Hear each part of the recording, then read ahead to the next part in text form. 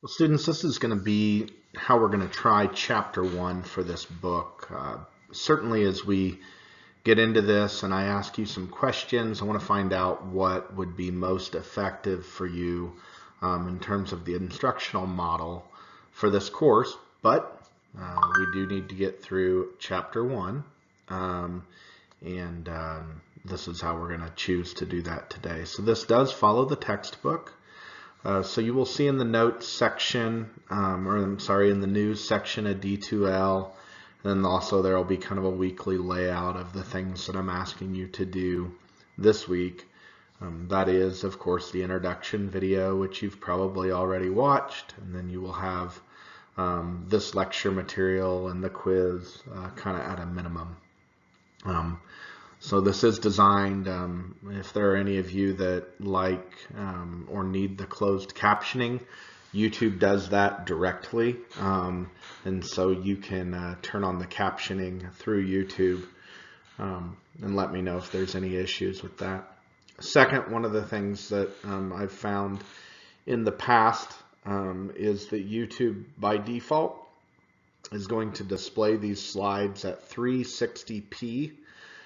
Which in some cases make them a little blurry.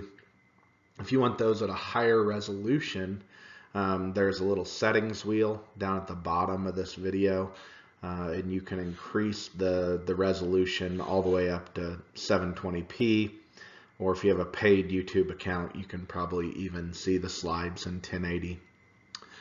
I don't have my camera on today. I'm not sure if you want to see my face when I'm doing these, that's certainly okay. But I'm not sure what benefit that necessarily adds whenever I'm going through slides. But without further ado, let's kind of dive in to this. So we are talking about real estate, and real estate is a fairly encompassing term. So let's talk about a couple different things whenever we say real estate. And this does go right along with the book too, by the way. So real estate is property for sure. Let's kind of start with that. Real estate is property, but there are two different types of property whenever we're talking about property. So there's a tangible. Most of the time we're thinking about those are things that can be owned. In the terms of real estate, that might be houses, farmland, a retail strip center. Those are all tangible physical assets. And that's what we call real property. Real property are things that are what we call affixed to the land, or they're not easily moved. Tangible assets and physical assets can also be personal property. Think about that in terms of like cars. Cars are personal property. They're not real estate. They can be moved. Since it is a real estate course, there are some things that sometimes people are surprised that are personal property within real estate. We'll talk a lot about houses this semester, since I think that that's maybe what you would connect with most. But in a home, for instance, the doors, the windows, those are certainly all things that are real estate, things that we call fixtures or physical assets that are part of the real estate. However, if we look at like the kitchen specifically, a dishwasher that is built in, a hood vent or an over-the-range microwave that is built in, a cooktop or a wall oven that is built in, those are all considered real estate. But then for the most part, things like a refrigerator, most refrigerators are not built in, they're freestanding. Or like a range, a stove and an oven, but they're freestanding. Those in most states are considered personal property or not part of the real estate because they can be moved. Other types of property are intangible property. So they're non-physical assets. We think of those in terms of like stocks, bonds, mortgages, leases. In some regards, even though those are cash backed, we do lots of things online, our checking accounts, our savings accounts, our money markets. Those are intangible assets. So two types of property. The term real estate is used at least three ways. And so we want to talk about those three ways that real estate is used. So in continuing on with what we were discussing before, real estate as a tangible asset, it's raw land, right? It is the dirt. It's improvements to the land.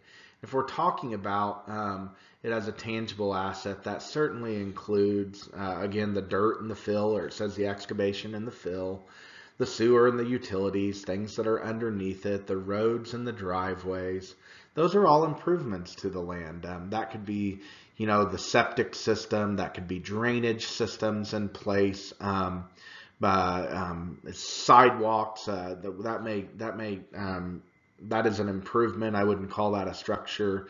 Driveways, right? Curbs, all of those are improvements to the land, even landscaping and trees.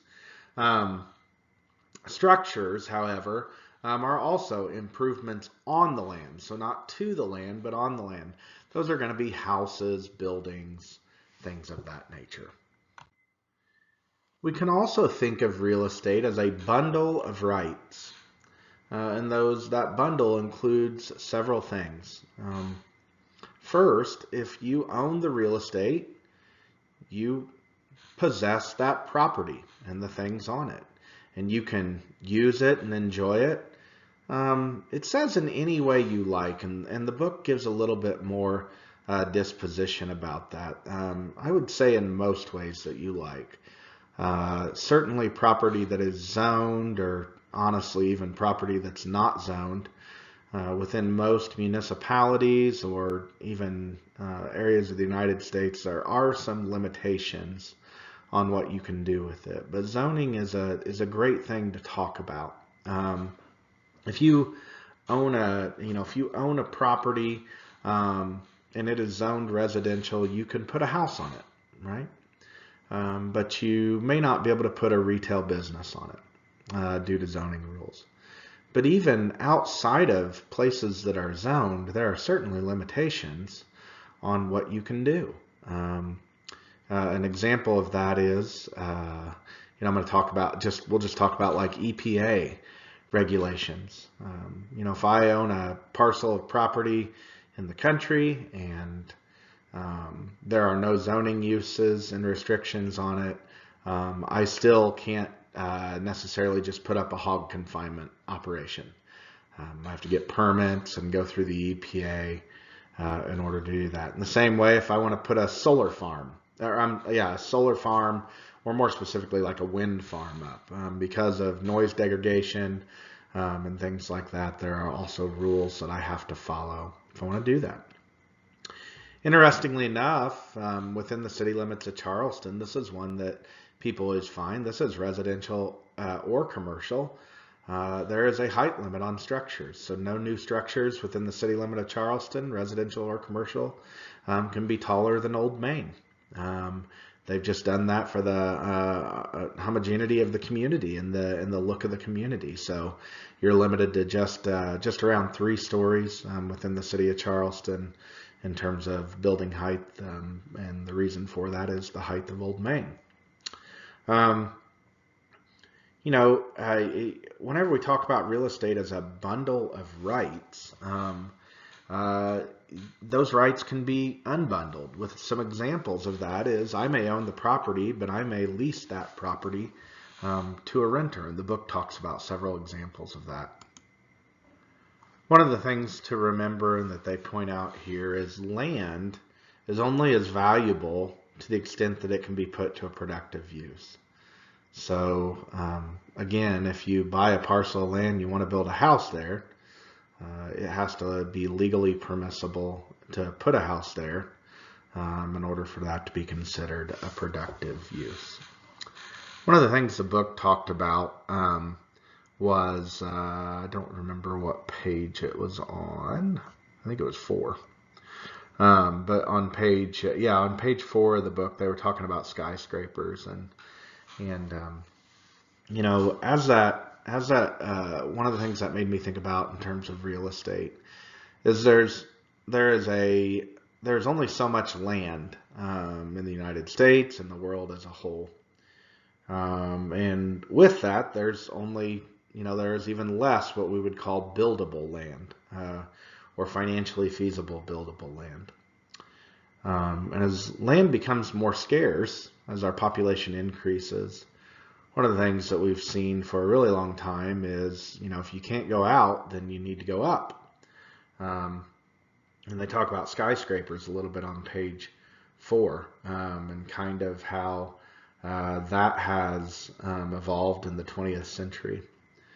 I remember when I used to teach this class in person, and sometimes I will talk about this just in other courses that I teach, but if you ask people what the tallest building in the United States is, a lot of our students are from Illinois, or it's just something they've heard, but they'll tell you the Sears Tower, and that is certainly incorrect. The Sears Tower was at one time the tallest building in the United States, and in fact, it may have been at one time the tallest building in the world. But if you look in terms of the United States, I think it's it's 3 or 4 on the list today. But in the world, it just barely makes the top 25, right? I think it is number 25 in terms of 2020, and there's been some other buildings that have been built worldwide that may even look at it. But if you look at that, the Sears Tower in Chicago is built in 1974. It's 1,450 feet tall. In just 36 years, right? The tallest building in the world may still be today is Burj Khalifa in Dubai.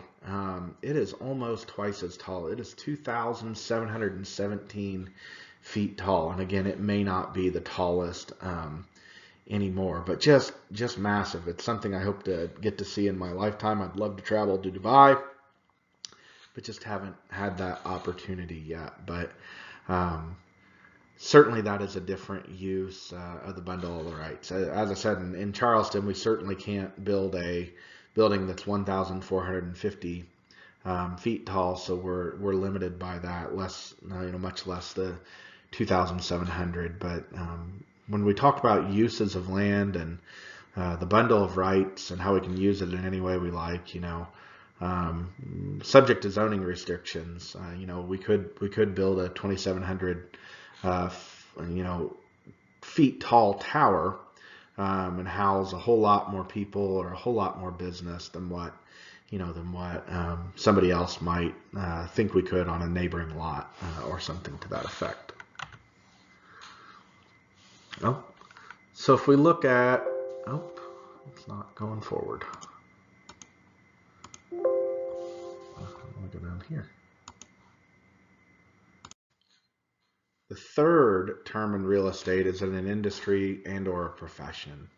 There are many, many professions within the real estate sphere. I'm going to put these on there.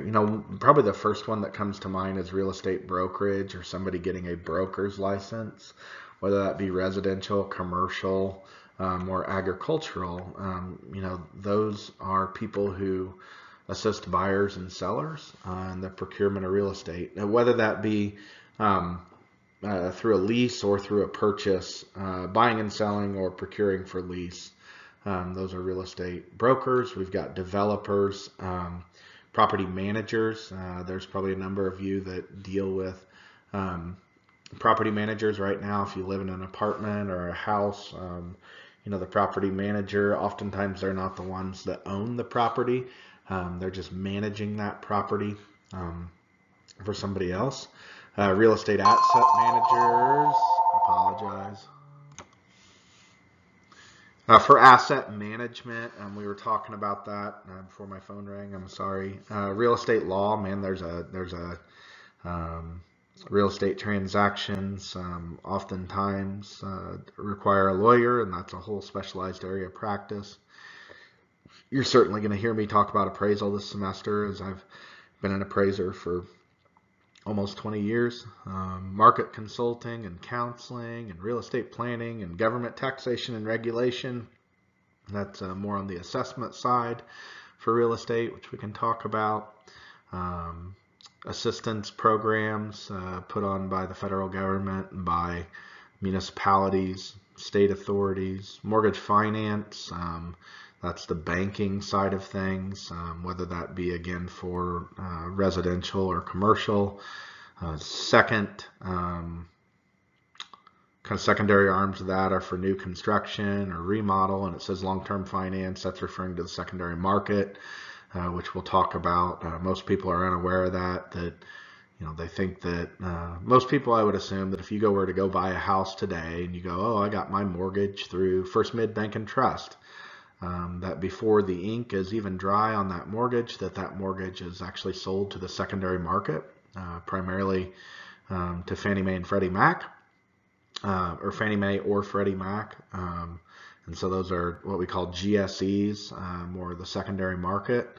Although probably maybe even in this semester, so before May, with the presidential transition, there are potentially some big changes coming to the secondary market and the way it functions, and Fannie Mae and Freddie Mac specifically. So we'll keep our eyes on that, but it could be a big change and probably even change the information that is published in your textbook. And then also real estate investment management. Again, that kind of goes back to the portfolio side of things, and what that looks like. So those are the three different ways that the term real estate is used. Real estate has a dramatic impact on the economy. How could it not? But let me get these up here. Apologize. But it says over a quarter of the world's wealth is tied up in real estate. It generates over 25% of our GDP. Housing alone accounts for almost, I'm just going to say 20% of our GDP, especially in Illinois. It is the largest percentage of the local government revenue from property taxes. And in the real estate industry, almost 9 million Americans have jobs that are in the real estate industry. So certainly a huge impact on our economy. This is from 2017, but if we look at the way that land is used in the United States, 1982 versus 2017 might surprise you in terms of what has changed. It says urban areas. We think that urban areas have grown, and they have, right? The suburbs have certainly become more connected to the cities in the last 40 years, but by how much? Well, they're showing us in total land mass use in the United States, it only accounts for 1%. 2% for special use. Agriculture has actually gone down, and we know that. We know that there's a lot of crops, food production crops that are grown in foreign countries today. We are an importer. We are certainly more of an importer than an exporter whenever we talk about total goods and services. Pasture and rangeland has gone up. Forest land has gone down just a bit. Miscellaneous other land has gone down just a bit as well. But yeah, it says urban areas represent just 6% of the total land use in the U.S. Next. Come on.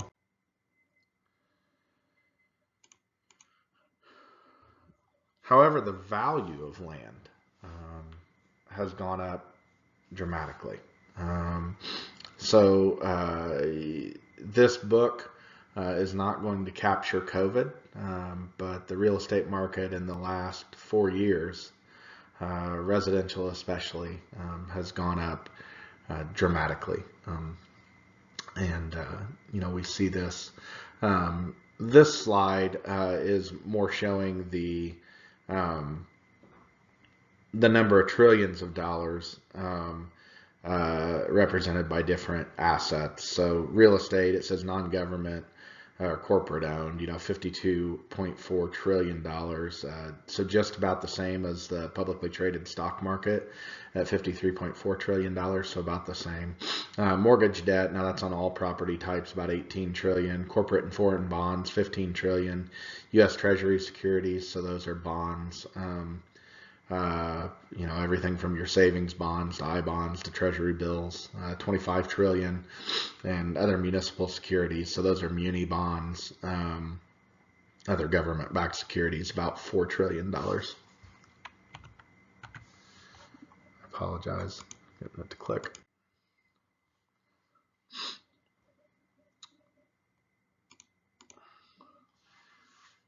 This is for the fourth quarter 2021. It says U.S. household wealth. Again, these are in the fourth quarter in billions of dollars here. But looking over that. The slide shows us a number of things, but really what they want to hone in on is that for most U.S. households, they're showing down there at the bottom that about 70% of their total wealth is wrapped up in housing. It's what they own. It's not their cars, right? It's in many cases it may not even be their financial assets. It's housing. It's their house or property that they own. And that's what they're showing. That bottom number, about 69%. And how they're getting it.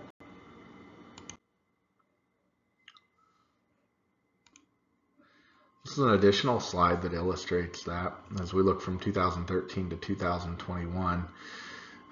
As it looks at total household assets, you get government and corporate bonds, stocks and mutual funds, and then housing up there at the top. So again, representing 25% kind of went up in that 2018 era just a bit. And then, has remained steady, but over the last decade. So what determines the value of real estate? The book tells us that real estate values are determined by an interaction of supply and demand. So it's supply and demand. And we look at that from three different markets or sectors. It's user or space markets, capital markets, and property markets. Let's look at that user space market first. Well, that is the market for the physical real estate, right? Buyers reserve a right to use that space. We call that space market or the rental market. It's how rental rates are determined. Usually, they're very local and highly competitive. What's meant by that is that, what something rents for in Charleston, Illinois, and even a particular area of Charleston, Illinois, might be vastly different from a different area, and certainly it's very different from what if that exact same property were in Chicago, what it would rent for. Right? There are separate local markets for various property types, whether that's housing, retail, office, industrial, etc. If we look at the user market, we're talking about supply and demand. To begin, on the demand side, we're talking about this idea that you've got individuals and families and households and firms who require space either for consumption or production services. They want to run a business out of it. We want to live there. And then on the opposite side, that's the supply. As I'm a real estate owner, and I have space that I want to rent to tenants, whether that be commercial, residential, etc. Markets are oftentimes highly segmented. That there are specific uses for a building type, and that. Like there are instances where you've got a house that's located in a commercial area, and it may be able to be used as a commercial purpose, like as a I'll give you some examples like the hair salon or or a dentist office or something like that, something that was previously as a house. We see that. We see some instances. I think of like Ginger Ales here in Charleston. That building was previously a bank, but there was certainly conversion dollars that had to go into that in order to make that space viable. But for the most part, demand and supply of user markets, they're really specific to a location and a building type. We just don't see that much difference there. If you compare that to nationally integrated markets like gasoline, steel, financial, etc., these are commodities that can be moved from place to place fairly easily. So that certainly makes the market space unique from that regard. Because of that segmentation, rental prices for similar spaces can really vary widely, and that a lot of that depends on location. Sometimes they say the three most important factors in real estate are location, location, and location. And it's also going to vary across the types of properties that you're working with. Moving on to capital markets. So real estate competes for funds in capital markets as well as other asset classes for such as stocks and bonds. So investors have choices of where to invest. Are they going to invest in stocks and bonds? Are they going to invest in real estate? And it all comes down to risk and return. Oftentimes real estate may have a higher risk, but also, if it works out well, a higher return, or there's also maybe a greater potential for loss if it doesn't. So when we look at investor determinants, they're always looking at the treasury rate, right? The risk-free interest rate of various maturities, like the treasury yield curve. This is I'm going to say for sure money. It's like putting your money in a U.S. Treasury bond, right? Unless the United States government collapses, you're pretty sure that you're going to get that, or you're very certain that you're going to get that rate of return over a given period of time. So it always comes up with what level of return do I want, and what amount of risk am I willing to take to achieve that level of return. With the takeaway being that real estate discount rates are largely determined by the capital markets or the alternative investments that investors can do with their funds. We are going to skip that one.